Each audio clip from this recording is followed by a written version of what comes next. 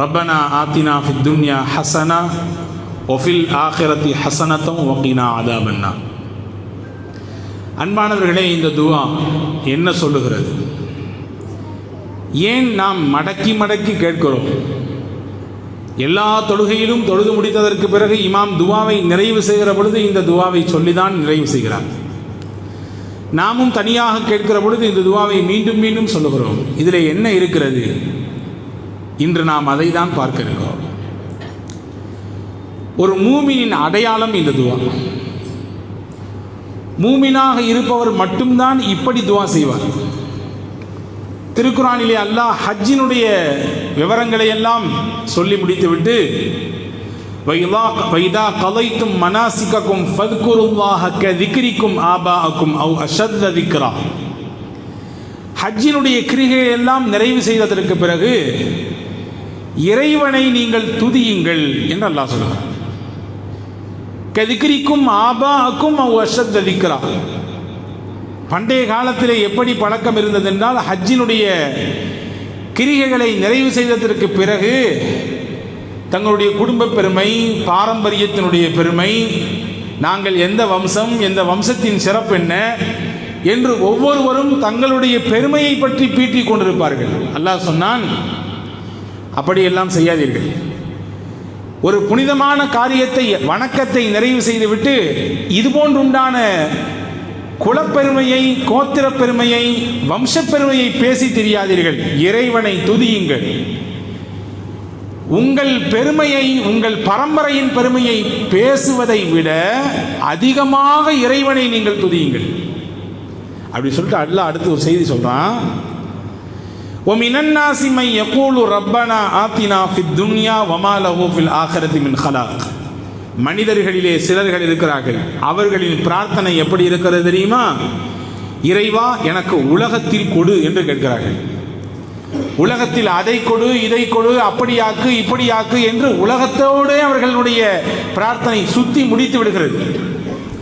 ஒமா லஹு ஃபில் ஆখিরাতি மின் ஹலாக். ஆகிரத்திலே அவர்களுக்கு எந்த நன்மையும் கிடைக்காது. எல்லாம் உலகம் உலகம் என்று அவர்களுடைய பிரார்த்தனை இங்கேயே முடிகிறது. மறுமையில் எதுவும் கிடையாது சொல்லிட்டு அடுத்து சொல்றான், ஒமின்ஹும், அதே மனிதர்களில் சிலர்கள் இருக்கிறார்கள், அவர்களின் பிரார்த்தனை எப்படி இருக்கும் தெரியுமா? மை யகூலு ரப்பனா ஆத்தினா ஃபித் துன்யா ஹஸனா வஃபில் ஆখিরাতি ஹஸனா வகினா அதாபன்னார்.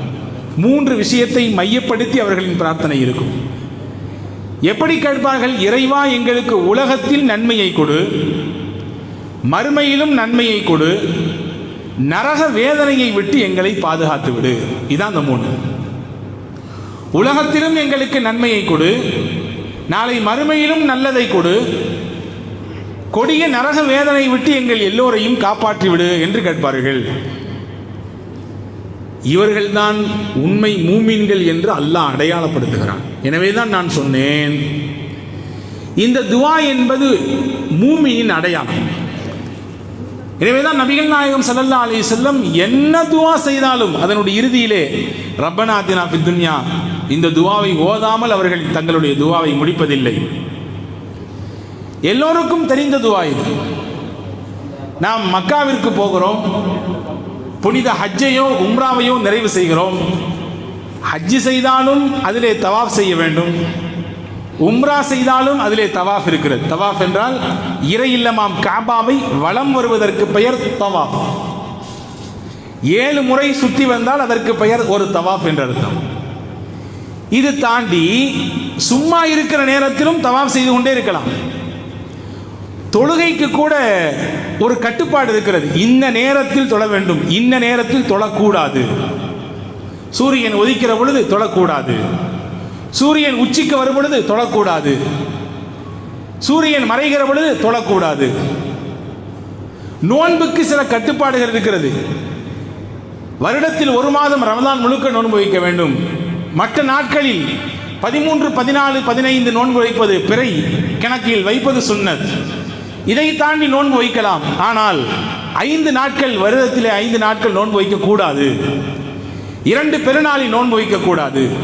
ஹஜ்ஜி பெருநாளினுடைய அந்த பிறை 11, 12, 13 ஐயாமு தஷ்ரீக் என்று சொல்லக்கூடிய தக்பீர் சொல்லிக் கொண்டிருக்கக்கூடிய அந்த தினங்களிலே எந்த நோவும் யாரும் வைக்கக்கூடாது. அப்போ ஒரு கட்டுப்பாடு.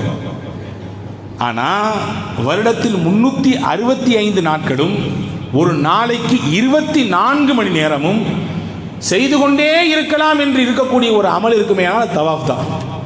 எல்லா நேரத்திலையும் செய்யலாம், அதற்கு கட்டுப்பாடு கிடையாது. இந்த நேரத்தில் செய்யக்கூடாது என்ற தடை கிடையாது. கியாமத்து வரை அந்த தவாஃப் இருந்து கொண்டே இருக்கும். எனவேதான் பெருமானா சொன்னார்கள், கியாமத்தின் அடையாளங்களில் முக்கியமானது இறையில்லமாம் காபாவின் தவாஃப் நிப்பாட்டப்பட்டுவிடும், தவாஃபே இருக்காது. அந்த இடத்தில், அந்த புனிதமான தவாஃபினுடைய இடத்திலே ஒவ்வொரு சுற்றுக்கும் ஒரு துவாவை பெருமானார் கற்றுத் தந்தார்கள். முதல் சுற்று இந்த துவாவை ஓதுங்கள், இரண்டாம் சுற்று இந்த துவாவை ஓதுங்கள் என்று 7 சுற்றுக்கும் 7 துவாக்களை பெருமானார் ஸல்லல்லாஹு அலைஹி வஸல்லம் கற்றுத் தந்தார்கள். ஆனால் அந்த தவாஃபிலே காபா என்பது சதுர வடிவத்தில் இருக்கக்கூடிய ஒரு ஆலயம். அதற்கு 4 பக்கங்கள் இருக்கிறது. ஹஜருல் அஸ்வத் என்ற ஒரு கல் இருக்கக்கூடிய அந்த பாகத்திலிருந்து தவாஃப் துவங்கும். அங்கிருந்து 3 பக்கங்களை, அதாவது காபாவினுடைய 3 பக்கங்களை, 3 கார்னர்களை கடந்து 4வது கார்னர், அதற்கு பெயர்தான் ருக்குனே யமானி. அந்த கார்னரிலிருந்து அடுத்து இருக்கக்கூடிய ஹஜருல் அஸ்வத் கல் இருக்கக்கூடிய அந்த கார்னர் வரை என்ன துவா ஓத வேண்டும்? 7 தவாஃபிலும் ரப்பனா ஆத்தினா ஃபித் துன்யா ஹஸனா துவா தான் ஓத வேண்டும். ஹஜ்ஜி உம்ரா போன எல்லா உம்மார்கள் ஹாஜிகளுக்கு எல்லாம் தெரியும். மற்ற கார்னர்களை எல்லாம் தொடுகிற பொழுது ஒவ்வொரு சுற்றுக்கும் ஒரு துவா. ஆனால் இந்த குறிப்பிட்ட கார்னர், அந்த இந்த மூலையிலிருந்து ஹஜருல் அஸ்வத் கல்லிலிருந்து ருக்குனை யமானியிலிருந்து ஹஜருல் அஸ்வத் கல் வரைக்கும் இருக்கக்கூடிய அந்த பகுதியிலே இந்த குறிப்பிட்ட ரப்பனாத்தினா துவாவை தான் பெருமானார் ஓதினார்கள், நமக்கும் ஓத பணித்தார்கள். அவ்வளவு மகத்துவமான துவா.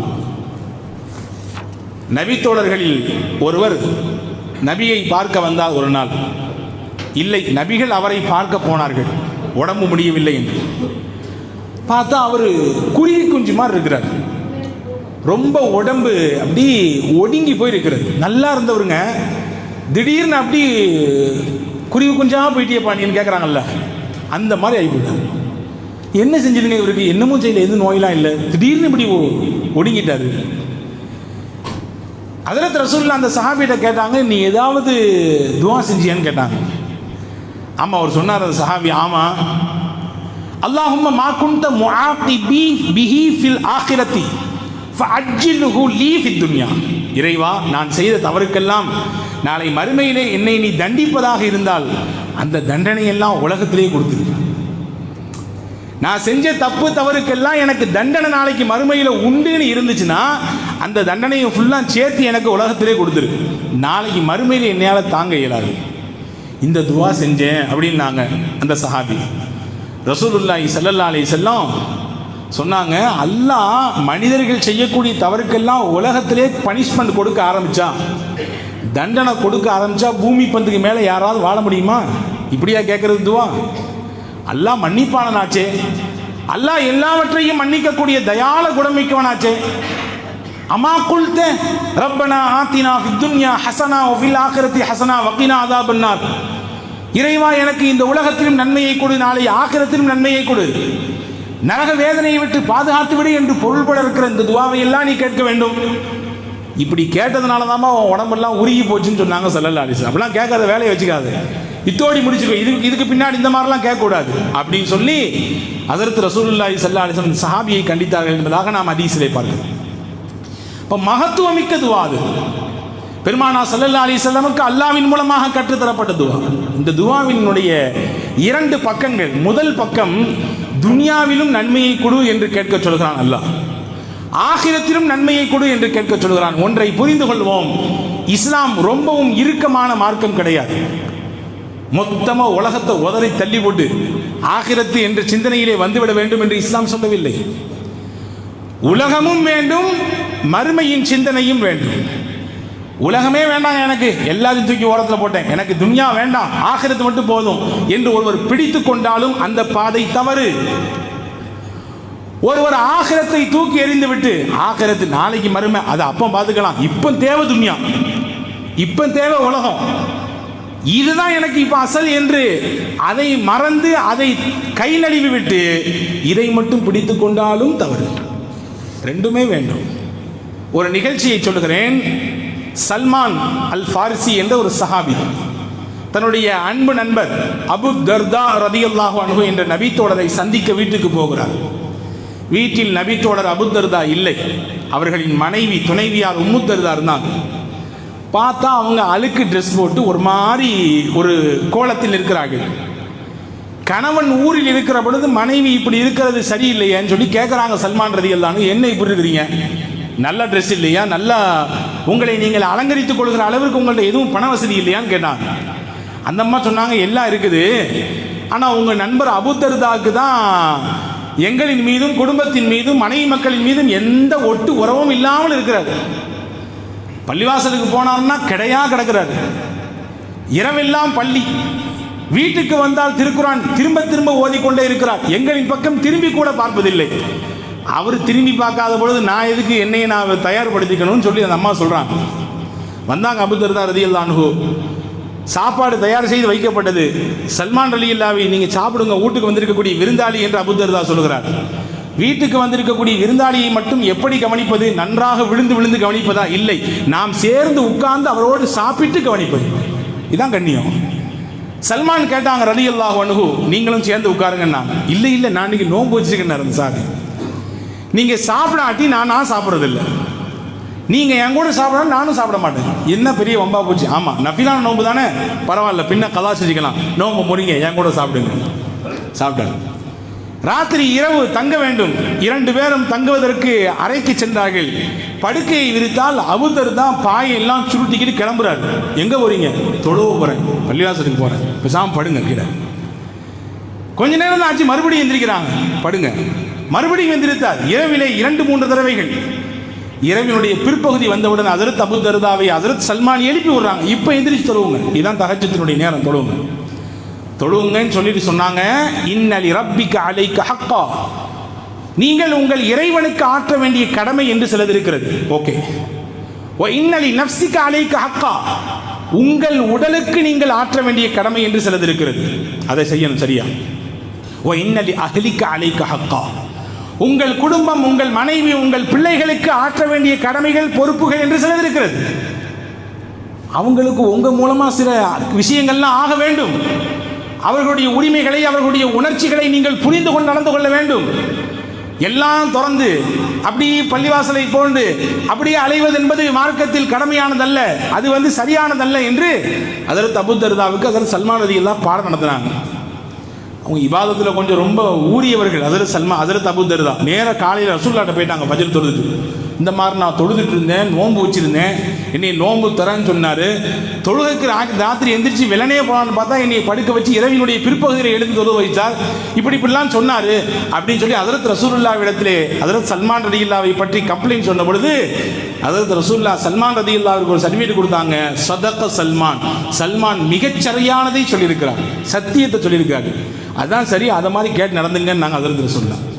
நான் எதுக்கு சொல்கிறேன்னா, துன்யாவின் மோகமே வேண்டாம், ஆசையே வேண்டாம், எல்லாம் எனக்கு ஆகிரத் மட்டும் போதும் என்று பிடித்துக் கொள்வதும் தவறு. இதுக்கு நேர ஆப்போசிட்டா வாங்க, ஆகிரத்து பார்த்துக்கலாம், அப்புறம் இப்போ தேவை உலகம். உலகத்தினுடைய அந்த விஷயத்தை நாம் முழுமையாக அடைந்து விட வேண்டும் என்ற லட்சியத்தோடு, என்ற கனவோடு அல்லாவை மறந்து, அல்லாவின் தூதரை மறந்து, இபாதத்தை மறந்து, நன்மைகளை மறந்து, பிறருக்கு ஆற்ற வேண்டிய கடமைகளை மறந்து, உலகத்தை கட்டிப்பிடித்துக் கொண்டு அந்த மோகத்தில் படுத்து கிடப்பதும் சிரமம், அதுவும் மார்க்கத்தில் தடை. ஹதீஸிலே வந்திருக்கிறது. அனஸ் இப்னு மாலிக் ரலியல்லாஹு அன்ஹு சொல்கிறார்கள், மன் ஜஅல மன் கானத்தி துன்யா மன் கானத்தில் ஆகிரத்து ஹம்மஹு, யாருக்கு ஆகிரத்தின் மீது மோகம் இருக்கிறதோ அல்லாஹ் அவருக்கு என்ன செய்வான்? ஜஅலல்லாஹு கினாஹு ஃபீ கல்பி, போதும் என்கின்ற மனதை அவருக்கு கொடுத்து விடுவான். நல்லா விளங்கணும், துன்யாவின் மீது மோகம் தான் கூடாது, தேடல் கூடும். துன்யாவை தேடலாம், நம்ம தேவைக்கு தக்கவாறு தேடலாம், மோகம் கூடாது. அப்படியே அதிலே குப்புற கடந்து படுத்து கிடந்து அதையே காலை பிடித்து கொண்டிருப்பது கூடாது. பாருங்க, இந்த ஹதீஸை கவனிங்க. ரசூலுல்லாஹ் சொல்றாங்க பாருங்க, யாருக்கு ஆகிரத்தின் மீது மோகம் இருக்கிறதோ அல்லாஹ் அவருடைய உள்ளத்தில் கினா என்ற தன்மையை கொடுத்து விடுவான். அதாவது போதும் என்கின்ற மனதை கொடுத்து விடுவான். போதும் என்ற மனமே பொன் செய்யும் மருந்து என்கிறான் தமிழில், இல்லையா? ரெண்டாவது பாருங்க, அவருக்கு துன்யால என்னென்ன காரியெல்லாம் ஆகணுமோ அதையெல்லாம் அவருக்கு சரி செஞ்சு கொடுப்பான். ஏன்னா இவருடைய மோகம் உள்ள ஆக்கிரத்தை நோக்கி இருக்குது. துன்யா வகிய ராகிபா, அவர் காலால் உதறி விட்டாலும் அவருக்கு பின்னாடி துன்யா ஓடி ஓடி வரும். உலகத்தை அல்லாஹ் கால் வந்து கொடுப்பான். உன்னாச்சா? அடுத்து ஒமன் காணத்தி துன்யா ஹம்மஹு, யாருக்கு துன்யாவின் மீது மோகம் இருக்கிறதோ, ஃபர்ஸ்ட் ஆகிரத்தின் மீது மோகம், ரெண்டாவது துன்யாவின் மீது மோகம். யாருக்கு துன்யாவையே கட்டிப்பிடித்துக் கொண்டு முசாபஹா முஆனக்கா செய்து கொண்டே கிடக்கிறார்களோ, அல்லாஹ் சொல்றான் ஜஅலல்லாஹுல் ஃபக்ர பைன ஐனை, நிறைய இருக்கிற மாதிரி இருக்கும், ஆனா எப்போ பார்த்தாலும் பஞ்சப்பாட்டு பாடிட்டே இருப்பார். ஒரு விதமான அவர் பொருளால் ஏழை கிடையாது, மனதால் ஏழை. அல்லாஹ் அப்படி ஆக்கிடுவான். அவர் மனதால் அவரை இல்லாதவராக ஆக்கி விடுவான். இரண்டாவது சொன்னாங்க அவருக்கு வர வேண்டிய காரியத்தை ஃபுல்லா அல்லாஹ் பிரிச்சு பிரிச்சு போடுவான். கையில கொண்டு சேர்க்க மாட்டான், வராது. வலம் யாதிஹி மின துன்யா இல்லாமா குத்திர லஹு, அவர் முட்டி மோதி பார்க்கறாரு, ஓடி பார்க்கறாரு, ஆடி பார்க்கறாரு, கட்டி பிடிக்கிறாரு, ஆனா அவருக்கு தலையில என்ன எழுதிருக்கோ அதுதான் வந்து சேரும். அதான் ரசூலுல்லாஹ் சொல்றாங்க.